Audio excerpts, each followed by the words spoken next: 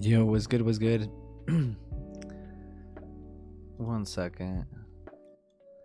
Yo, good morning, guys. Sorry I didn't yeah, sorry about that. I didn't start the call sooner. I appreciate you guys' patience first off. I was journaling. And I got really I was like, man, price action was so clean, and I was reviewing price action and filling out my journal. And then I was like, wait, I'm supposed to be doing this live. What the hell?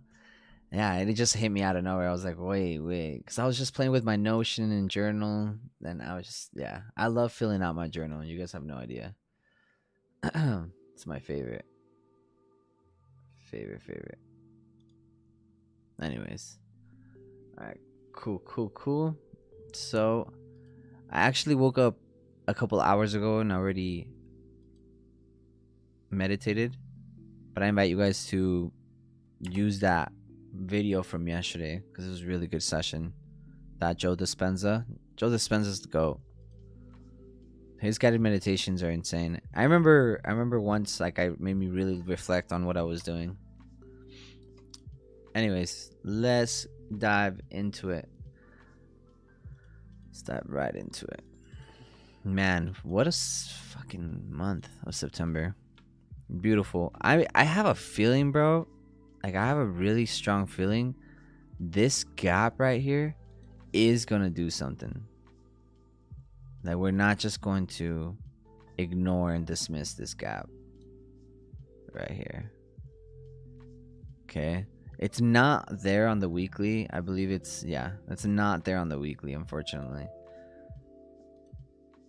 Yeah, it won't be visible on the weekly, but it will be visible on the daily for sure. So it's that one right there. That one right there, you can even see it a lot better. That one's a monthly one, and there's another one to the left of it, but that's the monthly opening right there, and that's where we distributed from once already. I don't believe we're just going to dismiss that whole zone too easily, so just be aware of that area. It is an area that I'm gonna keep an eye on next in terms of targets. But what a month, man. So far, just beautiful. Here we go with our 9th consecutive bullish closure. Okay, I believe, right? I think it was 9th. 1, 2, 3, 4, 5, 6, 7, 8, 9. Yep, 9 consecutive bullish weeks. Beautiful. So in terms of price action, I mean, we've seen it all. We called out quite a bit of areas, but for the most part, what has really launched us up was this liquidity sweep down here. Now,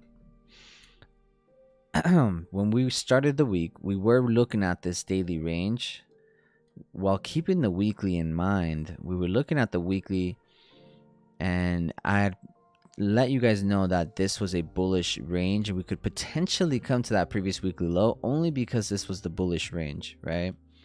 But that likelihood was that we were going to totally dismiss that area. And you guys remember why, right?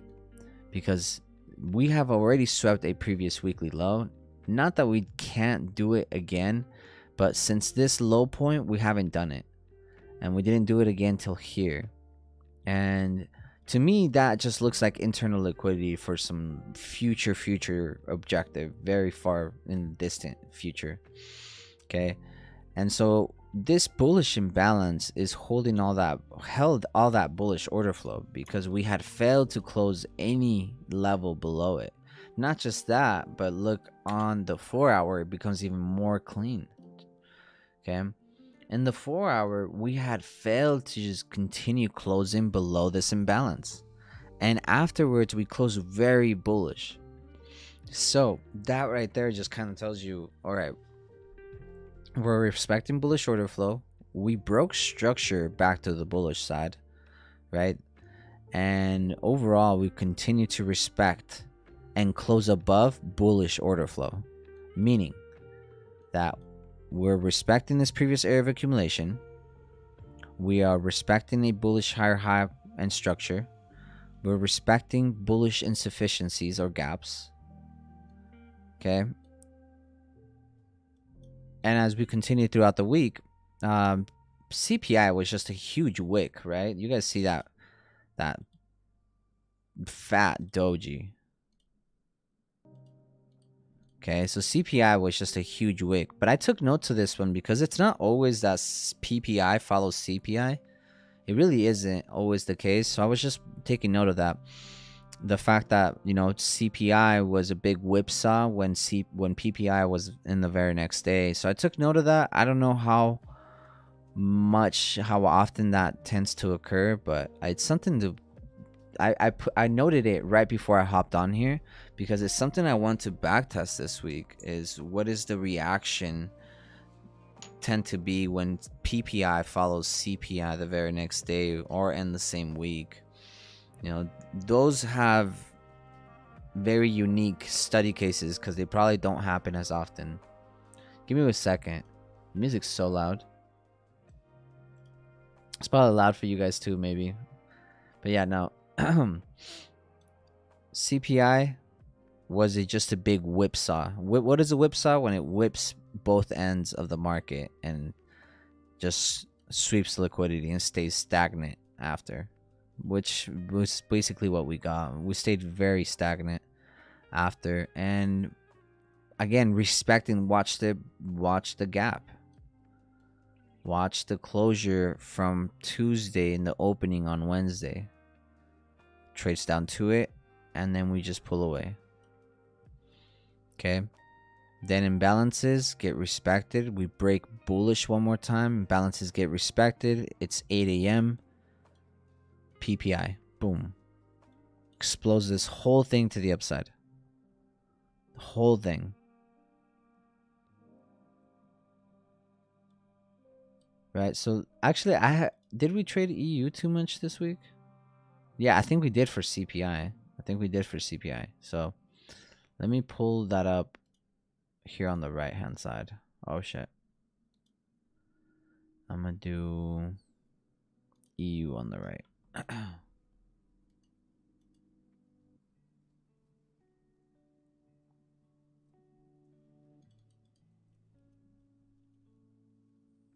All right, and then we'll just keep DXY on the left.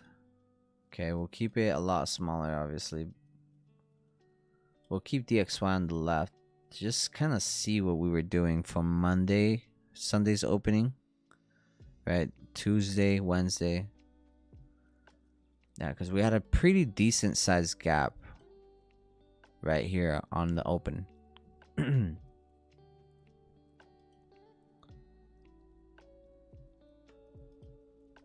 So let's do our top down on EU and just kind of recap on that as well.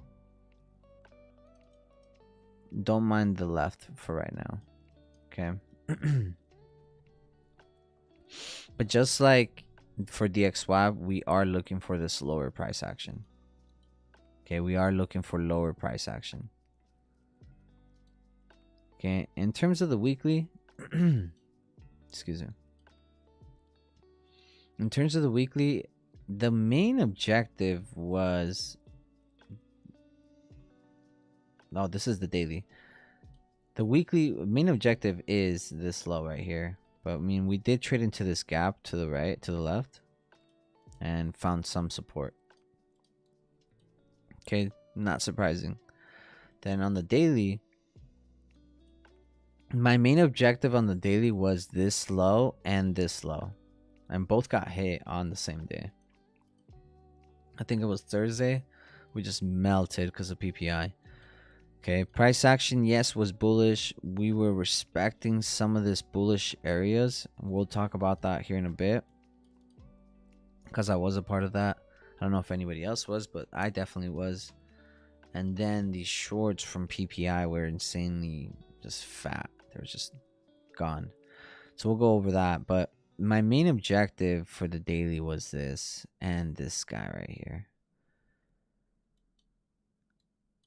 Okay, in terms of the week, I did really believe that we were going to get back into this imbalance.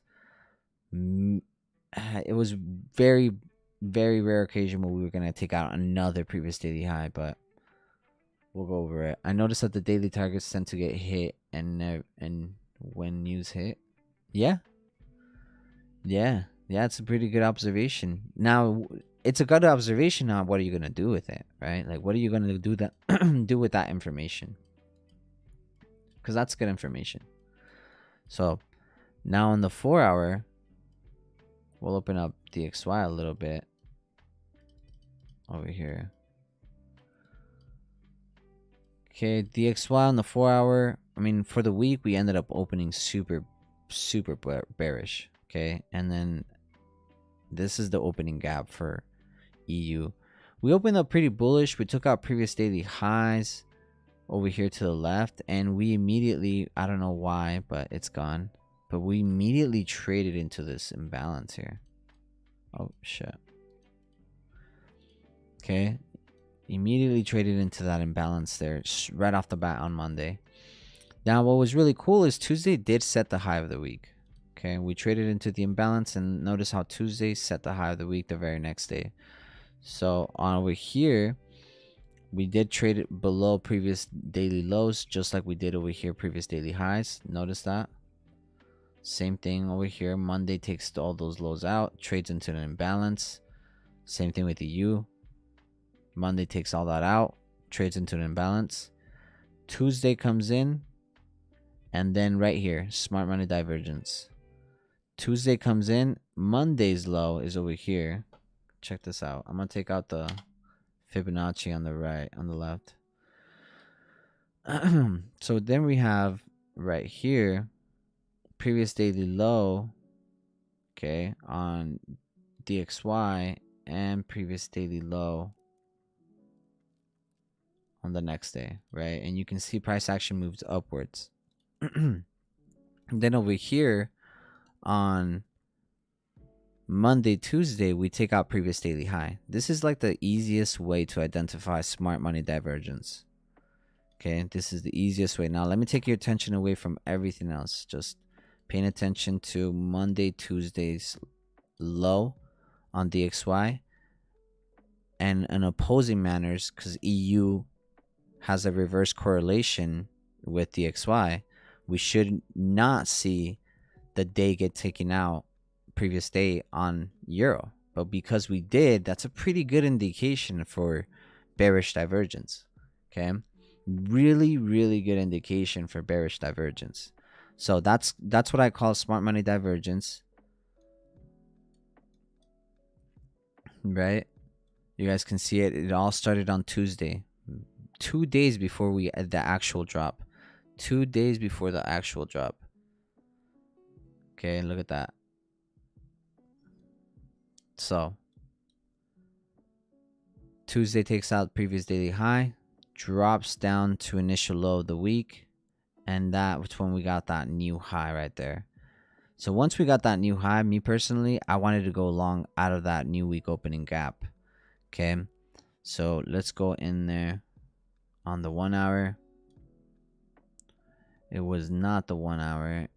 It was, so once we took out this previous daily low there, right, Monday's low, we went into the 15-minute. Yep, 15-minute. And let's go into the 15-minute here. I'm not sure. Fridays. This is Friday. Okay, right here. DXY was overall respecting over here on the left hand side, and then over here on EU, we come into that previous daily low, we melt into that area, we have that bearish divergence. And right here, I took note of this because I wanted to study this, how many times it actually happened. But one of the things that I did not pull, the reasons that I did not pull is because I was expecting a shift in structure. Now, if you go back and test this out and go based off structure versus the shift of structure, it works, but it works 60% of the time. Now 60% is actually pretty good odds. So I'm going to choose to start looking at it this way and taking my chances on it, but I'm going to do it with lower risks. But overall, I studied, I think, like a month's worth of data, and I went back and back tested this type a breaker without a shift in structure, but a break in structure. Everything still meets except the shift in structure piece. And so I'll let you guys know how those study goes, but so far, like 60%, I would say. It was like 58 point something percent. So basically 50. I mean 60%. Basically 60%. In terms of breaks of structures do actually work. 58% of the time, 60% of the time. And so here, when price action was actually here, obviously I didn't do my study till after this trade was actually done, but this was basically the trade that we were in initially, below the low right here. I believe it was below the low of the breaker. I don't remember which one it was, but it was below the low of the breaker. And we were targeting the opening of that imbalance. I don't know why that imbalance is not showing right here. One second. This imbalance.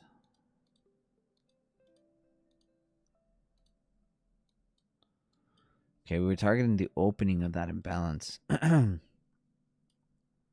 And this previous area of distribution here, which did cause... Oh, no, it didn't. The low of it did, but the bodies didn't.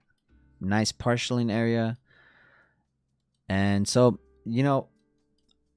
I got out of it when we were like down into here, but I did get back into it way later on. I ended the stream and everything, and I did get back into it way over here with my stop loss below the breaker. And I did actually participate in it, but I didn't take it all the way to this high. I believe I took it to like not even that low, or maybe even that low. Yeah.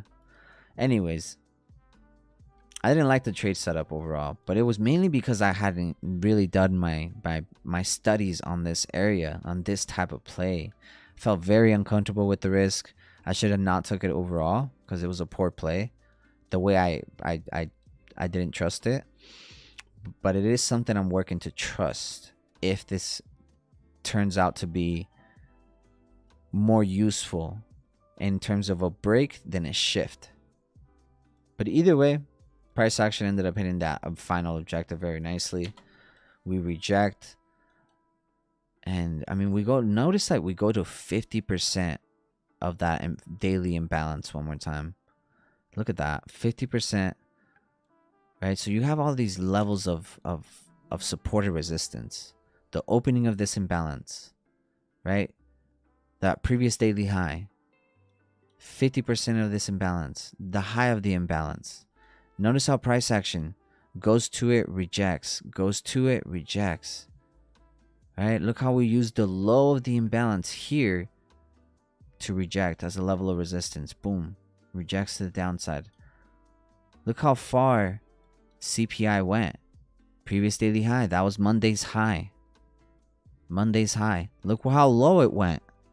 All the way back to get everybody's entries. Guess what? I got broke even on that day. That would have just came back anyways. Because I would have tried to hold at least some of it. But look, that came right back. No coincidences. No coincidences there. All right, before we fly, we just drop, take those fucking entries out, and then go up to the upside. So, honestly, the best play for EU was right here. Okay, when we had that divergence on Tuesday. We had that divergence. Not that the divergence had much to do with it other than the shorting for the week. But this accumulation out of previous daily low, new week opening gap, and look at the way we respect it. It just continues to go to the upside. We respected on Tuesday, and then on Wednesday, we actually do something beautiful here. Was it Wednesday? Yeah, no, Thursday.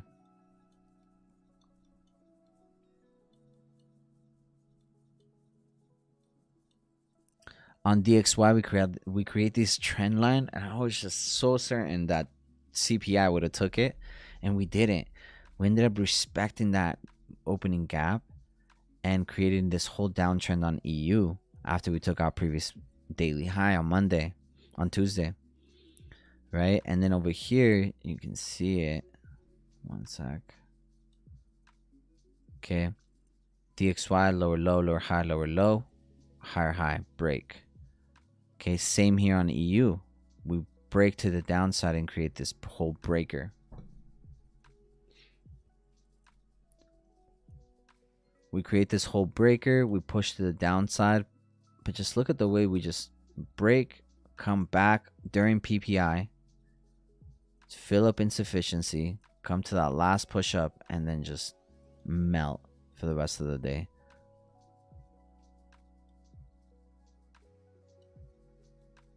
Huge melt off for the rest of the day, right? And then Fridays tend to do this a lot.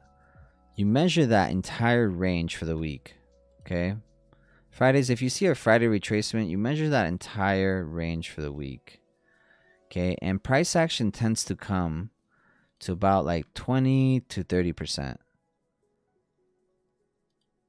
There's 30, and I believe it was like 20 right there. Price tends to do this a lot on Fridays. Don't expect a huge retracement out of the whole weekly range unless you have a pretty big weekly range. But Fridays do tend to come, give a retracement into the week, and it's usually about 20-30% retracement. So not much activity there on terms of Friday.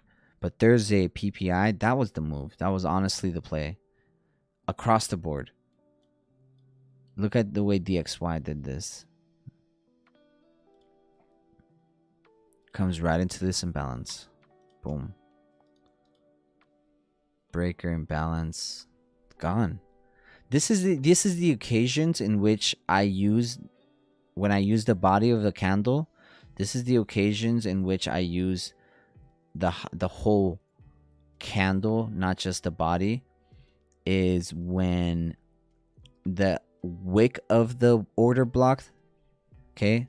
It's when the wick of the order block in which I'm using is the wick itself is within the imbalance area. Okay, if the body was the main area that was being overlapped by the imbalance, yeah, but if not, the wick of it is the main point that's being highlighted first, then that's what I go for. Like I wouldn't just say, okay, this breaker and only wait for that breaker, because the imbalance is overlapping the wick as well. So I would go for the first point that in which it overlaps.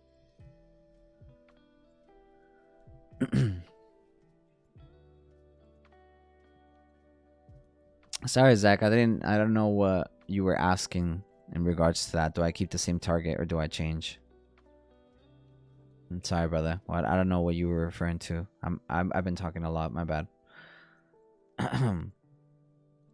Oh, wait. I noticed that the daily targets tend to get hit and news hit. I'm pretty sure that's what you meant. Do you keep your same target or do you change? No, I usually just keep an intraday objective after that. So if my daily objective gets hit, I'll just keep like an intraday objective that follows. So a good example, and I know this is our Forex session, but the good example of that would be... Oh, no, actually, we can keep it Forex. A good example of that would be DXY. DXY on this day on PPI, when we did this whole thing, when we did our stream, we were barely like right here on this white candle up push. Okay, so when we were pushing upwards, I was like, you know what, my weekly objective got hit. My weekly objective got hit overall. Actually, my weekly objective was 105,360. So that's fucking crazy, dude. We went right to it, and that's where we stayed. Not crazy. I gotta stop telling myself that stuff is crazy, because I know it's possible because I do it week by week. But for some reason, my mind shifts to that belief, like, oh, things are crazy. But, bro, I'm fucking doing it. All right. So, We're smacked that weekly objective. The weekly objective for DXY was, I'm pretty sure, like I said, it was that, but let me double check because I could be wrong. Could be wrong. Weekly objective for DXY. I'm pretty sure I shared it on Monday, but I'm gonna do it one more time here. Give me a second. Oh shit. Okay, there we go. DXY weekly objective was 105,360. Oh, nice. Hell yeah. Cool. So yeah, we hit the weekly objective, and that's kind of where we stayed pretty stagnant for the rest of the week. But the weekly objective was hit very, very nicely to the T, and we were here. We hit a daily objective for me. Okay, this was a daily objective for me on DXY, and I was like, you know what? I want to see price action go from this imbalance to the high end of the range. And you see, like, I didn't keep a very, like, I didn't expect the market to just continue to my weekly objective, even though it did. But I just kept in the direction of my weekly and an intermediate goal level, intraday level. Because, at the end of the day, this is within my intraday range, from the range that was already created, right? That high. So when we were down here, I was just shooting for the high end of that range. Because I don't know if you guys remember this day, like, indices, there was no weakness in the market and indices. Indices needed to take more upside liquidity before they could dump. So I will mention to you guys that the indices, there didn't seem to be any weakness in the indices for them to be in correlation with the shorts with these longs. So what was mentioned, and watch the recording on this day on Thursday, PPI, that I wanted to see shorts on DXY from here and longs on indices throughout this time period that DXY was shorting. And so if you go to indices, I ended up on indices anyways. Thursday, this is the long that ended up hitting my weekly objective on Dow, actually. Let's go to Dow. These are the longs that ended up hitting my weekly objective on Dow. Dow weekly objective was Dow weekly objective was 35,280. We went to 35,280. Where we closed? I don't know where we closed. But we went to that level. 1 second. It was on Dow's previous weekly high.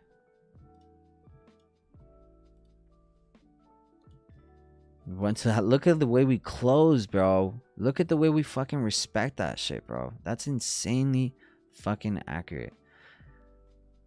I was about to say that's insane, but it's not, bro. It's not. We do this shit. We really do this shit. It's time to stop believing like that. It's insane to do this stuff when we're doing it. All right. So now on Dow longs, what time did the longs start? The longs did not start when this got to the high end of the range.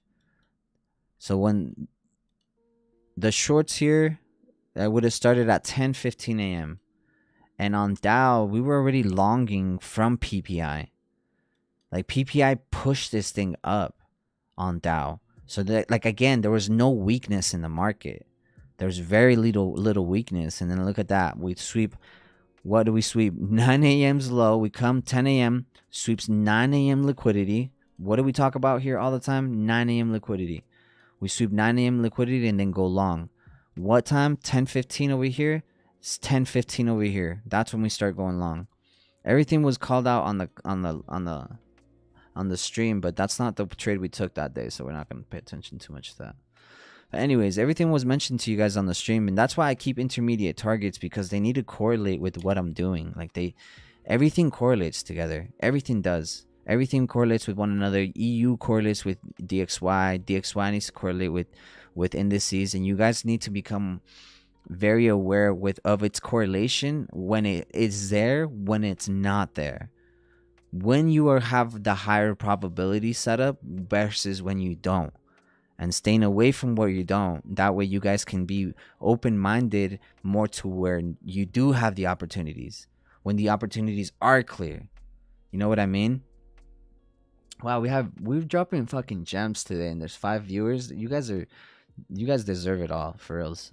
Thank you for dedicating your time to inner wealth in the mornings, especially on a Saturday morning. I love this study session. I love the study session.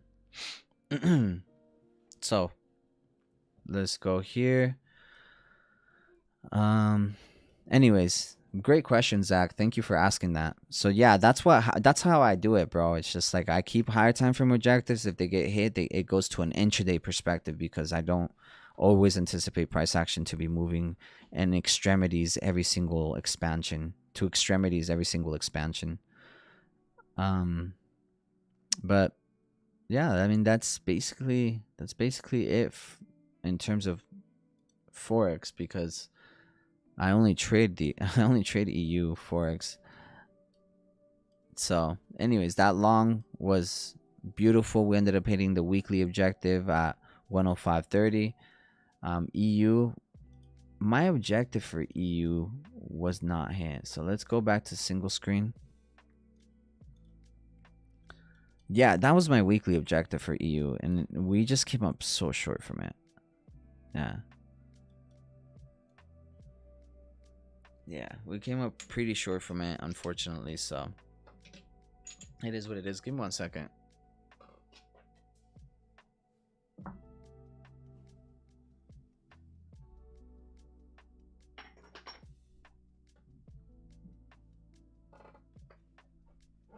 All right, so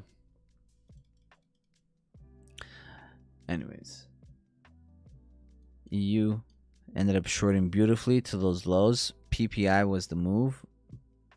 If you don't trade PPI, I would start doing some research on it. Now, would I trade PPI? Honestly, I'd have a hard time trading something like that. You know, but on indices, just like on indices, Forex assets also have that nice like trading session, which is still like this is why I show up after 9, because they still have clean plays. Like yeah, they're still clean plays. We didn't hit the low that I wanted to here, but we definitely did have a trade here overall. See that after 10, where was it? After 9:30, yeah, around 9:30. This is why I show up around 9, because it's not like there's no plays by the time we show up. You know what I mean? There's an imbalance here, and look at the way price action respects that imbalance, pushes lower, breaks structure to the downside. Then you have this nice little bearish imbalance. Nice little bearish imbalance. And then this box was intended for this breaker. Bearish little breaker right there. Boom. Everything overlaps. You just keep it the zone that overlaps. So now everything that overlaps here would be within this imbalance here. So right there. So now that's the overlap. Magic blue box. 1 second. That's the overlap overall. Okay, that's our little magic blue box, and that's where you'd enter to the immediate target, because already target has liquidity for this day was taken. Okay, it took out all of this previous liquidity to the downside, so you just look for an intraday perspective after major liquidity has already been taken. You can shoot for more major liquidity, but it's like the likelihood for that working out is lower. Then you take this nice short right here at the opening of that overlap, and you put your stop loss at the high of the breaker, because it's going to give you a better risk to reward than this imbalance. And there you are. Just make it make sense. Keep it simple. Keep it super simple. People don't understand the power behind these type of trades. I don't think I've ever taken a trade live with you guys bigger than a 1 to like 1 to 7. 1 to 7 was probably like the biggest. But on average, I just take 1 to 3s and 1 to 5s. 1 to 3s and 1 to 5s. That EU one long on Tuesday had the potential to be a 1 to 16, but I didn't take it, so I can't count that. I didn't take it with you guys when you guys were on the stream. So, beautiful trade though. Okay. All right, guys. So, unless you guys have any questions, comments, or observations, I'm going to wrap it up right there. But let me know in the chat if you guys have any questions, comments, or observations.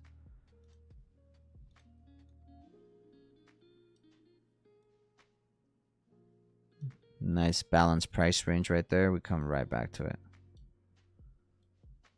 And then you can just target the same fucking level. Twice. Same level. Balanced price range. Put your stop loss above the balanced price range. Same level. Another 1 and 3.